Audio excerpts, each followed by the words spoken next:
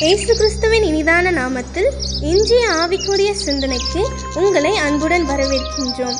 இப்போதும் ஒரு பாடலுக்கு பின்பு உங்கள் சிந்தையை தெளிவிக்கும் ஆவிக்குரிய செய்தியை கேட்கலாம்.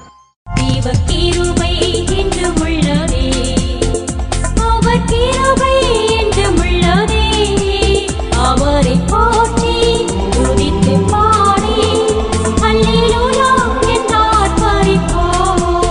அவரை போற்றி துதித்து பாடி அல்லேலூயா என்றார் பரிபோம்.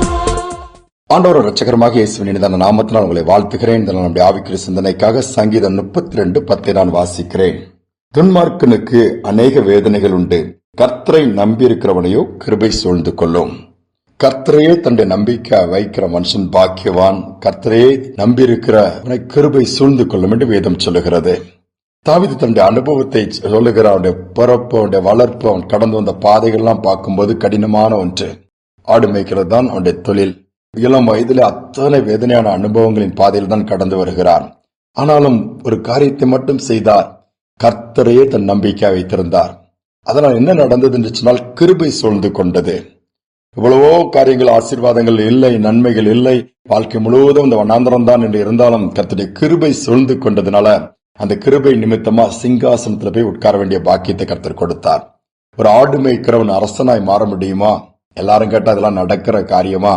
சூரியன் மேற்கே உதித்தால் கூட இது நடக்காதுன்னு சொல்லுவார்கள். ஆனால் பாருங்கள், ஆடு மேய்க்கிற ஒரு இளைஞனை கர்த்தர் அழகா நடத்தி அந்த தேசத்துக்கே, அந்த ஜனங்கள் எல்லோருக்குமே ராஜாவாக மாற்றுகிறார். அதுதான் தாவீது. அதனால்தான் என்னமோ தாவீதுக்கு நிச்சயமான கிருபைகளை உங்களுக்கு அளிப்பேன் ஆண்டவர் சொல்லி இருக்கிறாரு. பாருங்க, அப்ப தாவீது கொடுக்கப்பட்ட கிருபையில ஒரு ஸ்பெஷல் இருக்குது. அந்த கிருபை தாவீதை சூழ்ந்து கொண்டிருக்கிறபடினால எல்லாவற்றையும் வாய்க்க பண்ணுகிறாரு, எல்லாவற்றிலும் வித்தியாசத்தை ஏற்படுத்துறாரு, எல்லாவற்றிலும் சிறந்திருக்க பண்றாரு, எல்லாவற்றிலும் கர்த்தர் கூட இருக்கிறாரு. இதை காட்டில வேற என்ன வேணும்? அநேக நேரத்துல நாம நம்பிக்கை மனிதன் மேல வச்சிருந்தோம். நம்முடைய சரீரத்தை நம்புறோம், அல்லது உழைப்பை நம்புறோம், இருக்கிற பணத்தை நம்புறோம், மற்ற காரியங்களை நம்புறோம், ஏமாந்து போயிருந்தோம். ஆனால் கர்த்தரை நம்பும் பொழுது, கர்த்தரை நம்புகிறவனோ செழிப்பான். தாவீது என்ன சொல்றாரு? நான் நம்புகிற காரியங்கள்லாம் கர்த்தரால் தான் வரும். அவர் தான் என்னை குப்பையில இருந்தேன், எளியவனா இருந்தேன், சிறுமையில இருந்தேன், புழுதியில இருந்தேன், என்னை தூக்கி உயர்த்தி ராஜாக்களோடு உட்கார வச்சார். மட்டும் இல்ல, ராஜாவாகவே கர்த்தர் மாற்றிட்டாரு. இதுதான் மேன்மையான ஒன்று. ஒரு கிராமம் 20 வருஷத்துக்கு பிறகு ஒருத்தர் அந்த கிராமத்துக்குள்ள போறாரு. அவர் அங்க வாழ்ந்ததெல்லாம் அங்கதான்.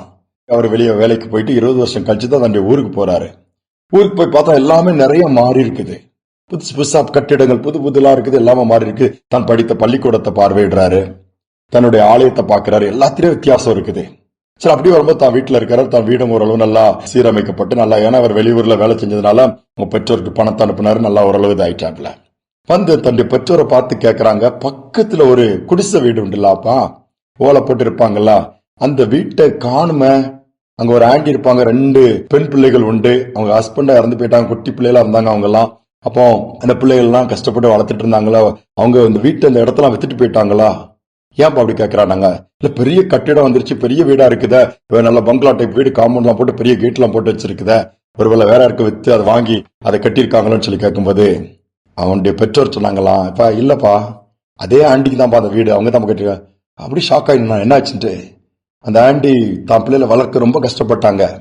ஞாயிற்றுக்கிழமை தோறும் ஆலயத்துக்கு போவாங்க. எதுனாலும் ஆலயத்திலே உட்காந்து ஆண்டவர்கிட்ட தான் சொல்லுவாங்க, யார்கிட்டயுமே இது கையேந்துறது கிடையாது. கஷ்டப்பட்டு முடிஞ்ச அளவு அந்த பிள்ளைல படிக்க வச்சாங்க. அந்த பிள்ளைகளும் கர்த்தருக்கு பயந்து வாழ்ந்தாங்க, ஆண்டவரை சார்ந்திருந்தாங்க. நடந்தது என்ன தெரியுமா? திடீரென்று அமெரிக்காவில வேலை பார்க்கிற ஒரு பையன் இவங்க வீட்டுல மூத்த பொண்ணை கட்டினான். இவங்க கேட்டாங்க, எங்களுக்கு கொடுக்க ஒண்ணுமே இல்லப்பா, பணமும் இல்ல, நீங்க கேட்டீங்கன்னா டவுரி கொடுக்க கூட எதுவுமே, நம்ம பிள்ளை மட்டும் கொடுங்க. கல்யாணம் சிறப்பா அவங்க செலவில் நடந்துச்சு. அந்த பிள்ளை அமெரிக்கா போச்சு. அடுத்த அவங்க 2 பேரும் சேர்ந்து, ஹஸ்பண்ட் ஒய்ஃப், சின்ன பிள்ளைக்கு கல்யாணத்தை ஒழுங்கு பண்ணி இப்ப அவ சவுதியில இருக்கிறா. அந்த ஆண்டி இப்ப மூத்த பிள்ளைக்கு பிரசவம் பாக்குறதுக்கு அமெரிக்கா போயிருக்காங்க, திருப்பி வருவாங்க முடிச்சுட்டு. ஆச்சரியப்பட்டானா, அப்படி ஏன்பா இருக்கிறா? இதான்ப்பா கர்த்தரை நம்பி இருக்கிறவங்களோட வாழ்க்கையிட அந்த உயர்வு அப்படின்னு சொன்னாப்லையா. கர்த்தரையே அந்த நம்பி இருந்த அந்த சகோதரி, நீங்க வீடு, இவ்வளவு பெரிய வீடு பாரு, நீ நினைச்சா வித்துட்டு போயிட்டாங்க, எல்லாமே அவங்க நிலைமை இல்ல, தலைகளை மாறிடுச்சு. அதே இடத்த கட்டிடமா மாற்றி கர்த்தரை வைத்து வச்சிருக்கிறாரு. மனிதர்களை நம்பி ஏமாந்து போனவங்க நிறைய, ஆனா கர்த்தரை நம்பின ஒருவரை ஏமாந்து போனதில்லை. இதை கேட்டுக்கொண்டிருக்க நம்ம யார் மேல நம்பிக்கை வச்சிருக்கிறோம்? மறந்து போகிற மனிதர்கள் மேலேயா இல்ல, நம்மளை என்றென்றைக்கும் மறவாமல் கூட இருந்து உயர்த்தி வாழ வைக்கிற ஆண்டவர் மேலையா தீர்மானம் எடுப்போம். ஆண்டவர் கருத்துல கொடுப்போம். நான் உண்மை நம்பி இருக்கிறேன்னு சொல்லி பாருங்க. கிருபை சூழ்ந்து கொள்ளும். கிருபை சூழ்ந்தாலே போதும். எல்லா விதத்திலும் கர்த்தர் ஆசீர்வாதத்தின் வாசல திறந்துருவாரு. எல்லா பிரச்சனைக்கும் முடிவு கட்டிடுவாரு. துன்மார்க்கில் தான் வேதனை உண்டு. கர்த்தரை நம்பி இருக்கிறவர்களுக்கு கிருபை உண்டு, உயர்வு உண்டு, நன்மை உண்டு, எல்லாவற்றுக்கும் மேல நித்திய ஜீவன் உண்டு. ஜெபிப்போம். அன்பின் தகப்பனே, புதிய நாளுக்காக நன்றியோடு துதிக்கிறோம், ஸ்தோத்திரிக்கிறோம்.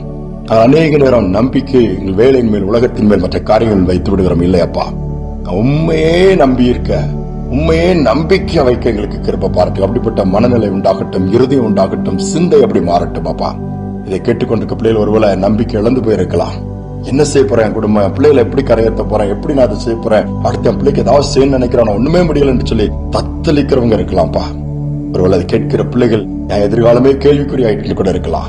உண்மை நம்பி இருக்கும் போதே கைவிட மாட்டீங்க. ஏற்ற நேரத்துல சகாயம் கிடைக்க பண்ணுவீங்க, உயர்த்துவீங்க.